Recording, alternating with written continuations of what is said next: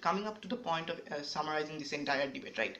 Understand this, that the side government today totally fails on their positive case of education, because number one, education does not necessarily work because corruption exists in education too.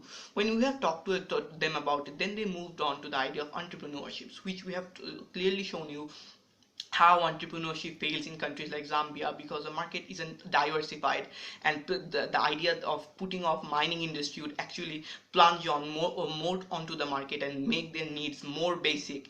Thus the idea of entrepreneurship cannot ever work in that particular country, right? Second, lastly, in the third speaker speech, a brand new idea, vocational training, right? These people tell you that vocational training can work, but lastly we have told you how vocational training itself, the idea is very flawed, because vocational training would not mean shit whenever your agriculture depends heavily on the weather, or your agriculture will turn to mechanizing, right? So ladies and gentlemen, lastly we can see that their positive case totally falls down, and we move on to the rebuttals that they had for our own case, right?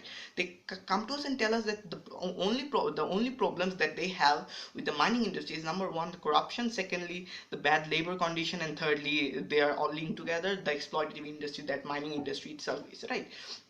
So let's talk about corruption. The idea of corruption existing in those countries is very easy, and you can apply that particular principle to every sector of that country. It may be education, may it be healthcare, may it be mining industry, right?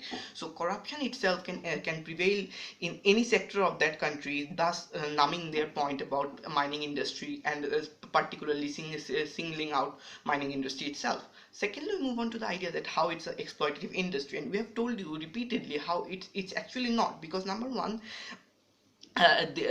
these difference are the idea of exploitation in those countries exist in every level.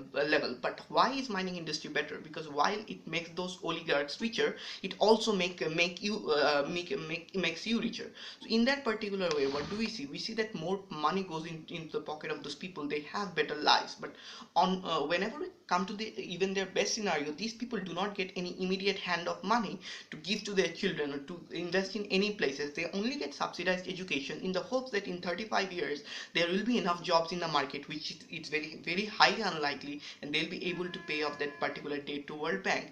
We have already shown you a stakeholder analysis where it shows that no one will be paid off, and no one will be happy if we actually let this happen, right? Secondly, they had a big problem that MNCs are going over there and exploiting everything, right? That's not entirely true, because understand this, these MNCs, companies like BP or companies like De Beers going over there are highly watched by Human Rights Index or other human rights organizations, or even private organizations, philanthropic organizations over there, right? So they are very much watched, and the very moment that you step out of bounds and you violate any human rights, your diamond or your oil won't be sold to the market, so, and you won't be getting your money's worth. So it's very highly unlikely for those MNCs to exploit those people to an extent that those oligarchs will be exploiting them to if we leave them alone in their hands, right? So lastly, ladies and gentlemen, the idea of mechanization that they had, ladies and gentlemen, that particular principle, as we have already told you, applies to every sector of the world.